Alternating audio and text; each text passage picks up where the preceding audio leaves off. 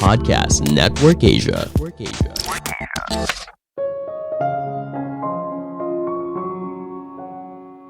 Sebuah diskusi yang awalnya tenang bisa jadi saling berteriak apabila kita tidak berusaha mendengarkan orang lain.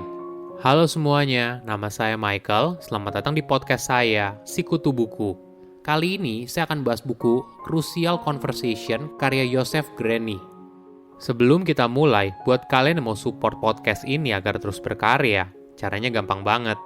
Kalian cukup klik follow. Dukungan kalian membantu banget supaya kita bisa rutin posting dan bersama-sama belajar di podcast ini. Buku ini membahas cara komunikasi yang efektif saat diskusi mulai seperti medan perang. Apakah kamu pernah berada dalam sebuah percakapan yang awalnya tenang, damai, dan masing-masing pihak sepertinya bicara dengan rasional? Namun tiba-tiba saja, hanya karena satu kata atau satu kalimat yang diucapkan salah satu pihak, percakapan itu jadi seperti medan perang. Masing-masing pihak saling berteriak dan tidak ada yang mau mendengar. Apakah kamu familiar dengan situasi ini? Kondisi ini bisa dialami oleh siapa saja, entah itu antara kamu dengan pasangan, atasan, rekan kerja, atau bahkan dengan orang tua. Jika kamu tidak bisa menanganinya dengan baik, bisa saja hubungan kamu jadi rusak. Masing-masing pihak jadi sakit hati dan mungkin saja tidak saling berbicara. Saya merangkumnya menjadi 3 hal penting dari buku ini. Pertama, insting itu tidak selamanya benar. Mayoritas orang terbiasa bertindak berdasarkan naluri alamiah. Naluri ini seringkali mengontrol respon yang kita berikan kepada orang lain. Kita pasti sering mendengar kalau ketika naluri itu muncul, maka kita harus mendengarkannya. Namun dalam situasi tertentu, mengikuti naluri justru punya efek yang buruk. Contohnya begini, misalnya kamu suka makan donat dan kopi. Setiap hari sebelum berangkat kerja, kamu pasti mampir dulu untuk beli di toko favorit kamu. Suatu hari, kamu menunggu sampai 30 menit lebih hingga pesanan kamu selesai. Padahal kondisinya sedang tidak ramai. Tidak berhenti sampai di situ, ketika pesanan kamu selesai, ternyata salah. Hal ini tentu saja membuat kamu kesal. Lalu ada dorongan dari naluri kamu untuk memarahi karyawan tokonya. Kamu meluapkan amarah kamu kepada karyawan toko tersebut. Pertanyaannya seperti ini, apakah ini respon yang tepat? Tentu saja tidak kan? Sebagai permulaan, respon itu tidak baik dan tidak memperlakukan orang lain sebagaimana kamu ingin diperlakukan. Tetapi bahkan jika kamu tidak peduli untuk memperlakukan orang lain dengan baik, respon itu juga berdampak buruk. Karyawan itu mungkin aja jadi sakit hati dan kesal sama kamu. Ketika kamu menyakiti perasaan orang lain, tidak peduli apakah naluri kamu benar atau salah, kamu tetap saja akan mengalami kerugian. Ingat, tujuan utama kamu dalam situasi itu adalah agar kamu bisa mendapatkan pesanan kamu dengan cepat dan benar kan? Nah, apakah dengan memarahi karyawan tersebut akan membantu kamu untuk mencapainya? Respon yang lebih baik tentunya berbicara dengan tenang dan meminta mereka untuk membuatkan pesananmu lagi karena sebelumnya salah. Respon ini tentunya memberikan hasil lebih produktif daripada mengikuti nalurimu kan?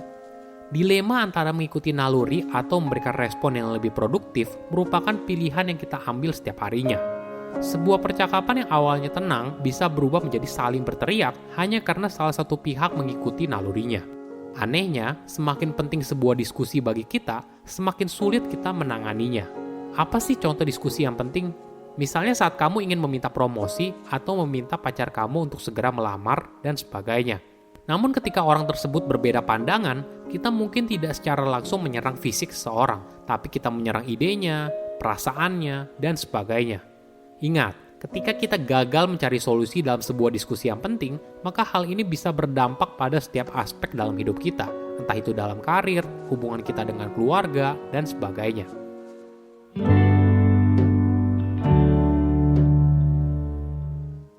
Kedua, tips komunikasi efektif. Ketika kita berada dalam sebuah percakapan dengan emosi yang tinggi, mayoritas orang biasanya memilih antara 2 respon ini, diam atau berbalik menyerang.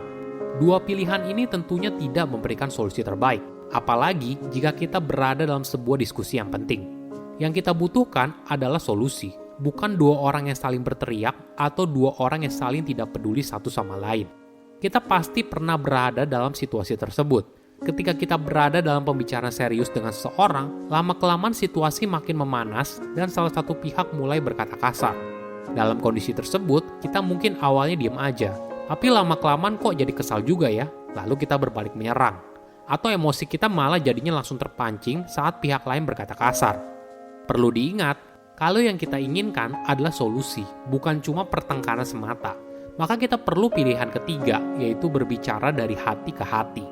Ini memang terdengar mudah diucapkan, tapi kalau dijalankan tentunya tidak mudah. Jika saya diminta untuk menebang pohon dalam 6 jam, maka saya akan menghabiskan 4 jam pertama untuk mengasah kampaknya. Ini adalah kutipan dari Presiden Amerika Serikat Abraham Lincoln yang memiliki peran penting dalam penghapusan perbudakan di Amerika Serikat. Kutipan tersebut menjelaskan betapa pentingnya sebuah persiapan. Hal yang sama juga perlu kita lakukan saat terlibat dalam sebuah diskusi yang serius. Kita harus mempersiapkannya dengan baik. Penulis memberikan beberapa tips yang menarik. Pertama, ketahui apa yang akan kamu hadapi. Diskusi yang serius biasanya tidak terjadi secara tiba-tiba. Kadang waktunya ditentukan oleh salah satu pihak. Ketika kamu berada dalam sebuah diskusi yang serius, coba tanyakan hal ini pada dirimu sendiri. Apakah masalah ini baru pertama kali terjadi atau sudah terjadi berulang kali tapi tidak pernah ada solusi? Hal ini akan menentukan respon yang berbeda.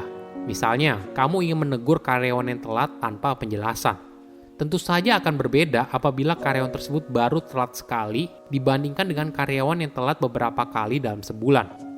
Kedua, kenapa kamu berdiskusi hal ini? Apakah kamu tahu tujuan dari diskusi tersebut? Apa yang ingin kamu raih? Apa hasil yang kamu harapkan? Apakah ada permintaan yang ingin kamu dapatkan? Kamu perlu tahu apa tujuanmu dari diskusi tersebut. Hal ini akan membantu kamu tetap fokus dan tidak mudah terjebak dalam situasi yang panas. Ketiga, pilih lokasi dan waktu yang tepat. Perlu kamu sadari, kalau sebuah diskusi yang serius, tentu saja tidak mudah bagi semua pihak. Mungkin saja hal ini bisa menyakiti perasaan mereka dan sebagainya. Namun lokasi dan waktu yang sesuai bisa membantu kalian dalam berdiskusi.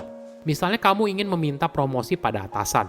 Tentunya kamu harus coba cari waktu di mana kalian bisa berdiskusi yang produktif. Jika atasan kamu meeting seharian terus-menerus, mungkin saja hari itu bukan hari yang tepat. Karena mungkin saja atasan kamu sudah tidak bisa berpikir dengan jernih karena capek seharian bekerja.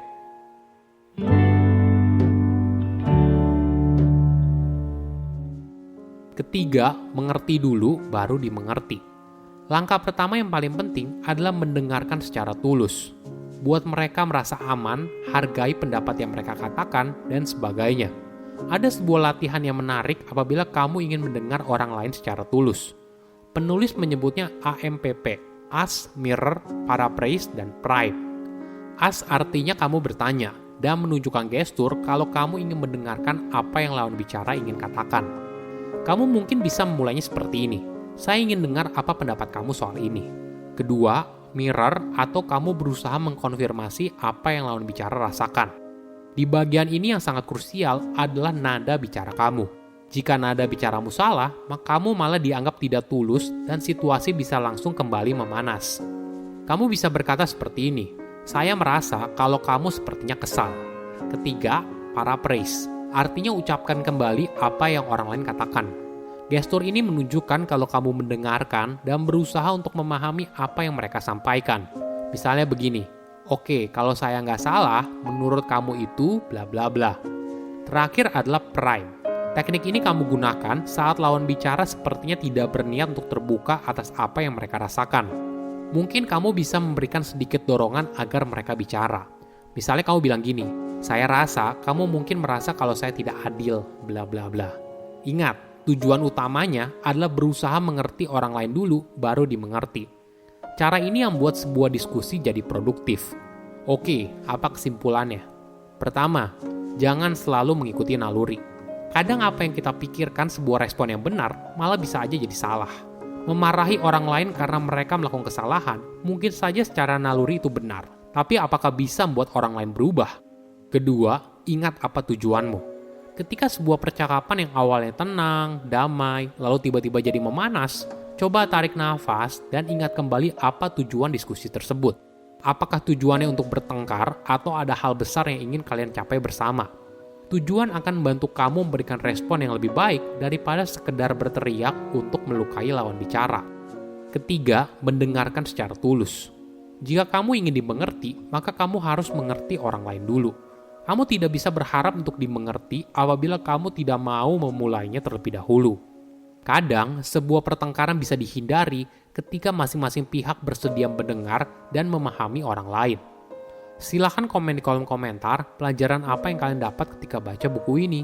Selain itu, komen juga mau buku apa lagi yang saya review di video berikutnya.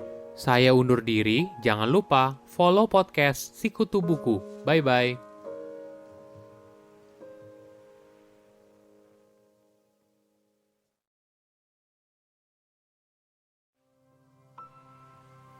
Pandangan dan opini yang disampaikan oleh kreator podcast, host, dan tamu tidak mencerminkan kebijakan resmi dan bagian dari podcast Network Asia. Setiap konten yang disampaikan mereka di dalam podcast adalah opini mereka sendiri dan tidak bermaksud untuk merugikan agama, grup etnik, perkumpulan, organisasi, perusahaan, perorangan, atau siapapun dan apapun.